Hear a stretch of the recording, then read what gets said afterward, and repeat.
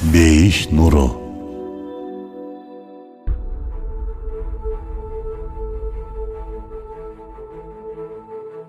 Адамдын, айрыкча мусулмандардын бул дүйнөдөгү бейиши эмне билесизби?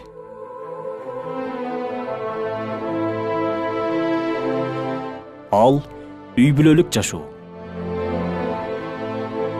Ооба, Аллах биз мусулмандар үчүн бул дүйнөдө эле кичинекей бейишти жаратып койгон. Бирок биз өзүбүздүн кемчилигибиздин айынан кээде ал бейишибизди тозокко айлантып алабыз. Анын артынан тозокко барбай эле тозоктун азабын кандайдыр бир деңгээлде бул дүйнөдө эле тартабыз. Үй бүлө маселеси тууралуу Бедиюззаман Саид Нурсинин Рысале-и Нур чыгармаларынан Лемалар аттуу томунда өтө терең айтылган.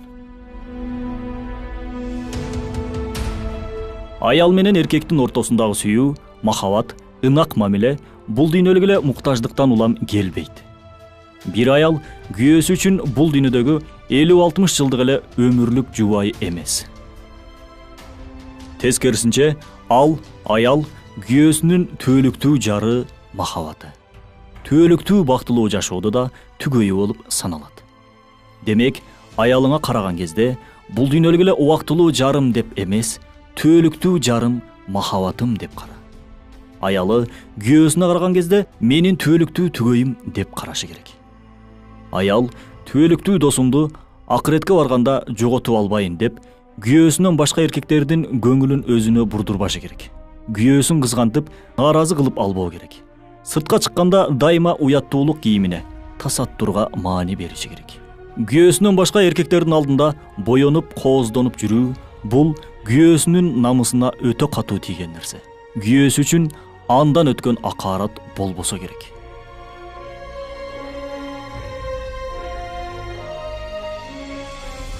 Качан гана түгөйлөр бири-бирине түбөлүктүү жарым деп караган кезде гана олуттуу мамиле башталат.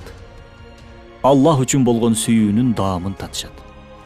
Аялыңдын сырткы сулуулугуна сүйүүңдү байлаба. Ал болгону 10-15 жылдык.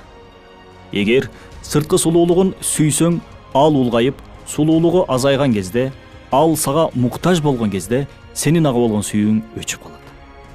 Аял кишинин эң көп сүйүлчү өзгөчөлүгү анын мээрими, назиктиги. Анын ушул өзгөчөлүгүнө сүйүүңдү байла. Аял киши жаш өткөн сайын дагы да назик көңүлдүү, дагы да мээримдүү боло баштайт. Мээримдүүлүгү күн өткөн сайын ашып ташат. Демек, сен сүйүүңдү байлаган ошол мээримдүүлүк көбөйгөн сайын сенин сүйүүң да көбөйө баштайт.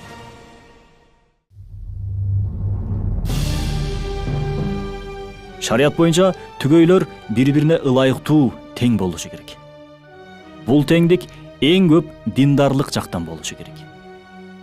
Аялынын диндарлыгын көрүп, түбөлүктүү бактылуу жашоодо бул сүйүктүүмдү жоготуп албайын деп аялындай диндар болгон эркек кандай бактылуу. Күйөөсүнүн такыбалыгын көрүп, түбөлүк өмүрлүк жолдошумдан о дүйнөдө айрылып калбайын деп күйөөсүн туурап такыба болгон аял кандай бактылуу. Салиха аялын о дүйнөдө жоготуп ала турганчалык даражада бузукулукка кирген эркек кандай бактысыз. Күйөөсүнүн такыбалыгын ээрчибей, о дүйнөгө барганда күйөөсүнүн жанында бейиште боло албаган аял чынында бактысыз. Бири-бирин күнөөдөн тыйбаган, тескерисинче күнөөгө, отко түрткөн жубайлардын абалы чынында кайгылуу, аянычтуу. Азыркы күндөгү батыштан келген бузуку маданият бизге аялың бул дүйнөлүк эле түгөйүң деп үйрөтүүдө. Демек, мунун артынан аялдарга болгону бир муктаждыкты кандыруучу объект, үй кызматкери катары кароо көз карашы келип чыгат. Жок. Жогоруда айткандай, аялың сенин түбөлүктүү жарың. Силер түбөлүктүү бирге болушуңар үчүн түбөлүктүү жашоого ыйман келтирүүңөр керек. Ошого жараша аракет кылышыңар керек.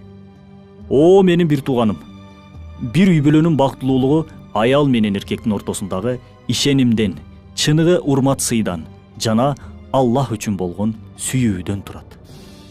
Үй бүлөлүк сүйүүнүн сыры мына ушуларда. Эгер Аял күйөөсүндө үй бүлөлүк ишенимди жок кылчу аракеттерди көрүп, ал да ага өчөш. Ал ишенимди азайтчу аракеттерге барып, ачынып, кооздонуп, башка эркектерге өзүн көрсөтүүгө аракеттенсе, үй бүлөлүк очок оту өчө баштайт. Аял күйөөсүн түбөлүктүү оттон куткарып калуу үчүн мүмкүн болушунча аны оңдоого аракет кылыш керек. Аял киши 1000 эсе бузукулукка кирсе да, бузукулук жактан эркектерге жетише албайт. Себеби бузукулук аял затынын маңызында жан дүйнөсүндө жок сыпат. Аялдар Аллахтын назик, алсыз, сүйүүгө, урмат сыйга татыктуу, коргоого муктаж болгон жаратыгы. Алар ислам чөйрөсүндө бактылуу жашоого татыктуу. Пайгамбарыбыз саллаллаху алейхи вассалам сахабалар менен сапарга баратты. Ичинде аялдар да бар эле. Төөлөрдүн ырдын ыргагына карап баса турган адаты бар эле.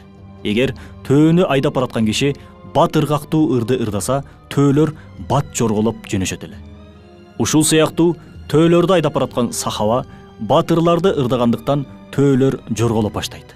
Анын үстүндө бараткан аялдардан кабатыр болгон пайгамбарыбыз саллаллаху алейхи вассалам сахабага карап, жайыраак, төөлөрдүн үстүндөгү хрустальдар сынып калбасын деген экен. Мынакей, о менин бир тууганым, төө жоргологондон улам үстүндөгү аял киши кыйналып калбасын деп кооптонгон бир пайгамбардын үммөтүбүз биз. Биз үчүн пайгамбарыбыз саллаллаху алейхи вассаламдан башка өрнөк жок албетте. Биздин бул дүйнөдөгү бейишибиз эмне? Ал биздин үй бүлөлүк жашообуз. Ролик Рисале Нур аттуу Курандын тафсиринин маанисинен алынды.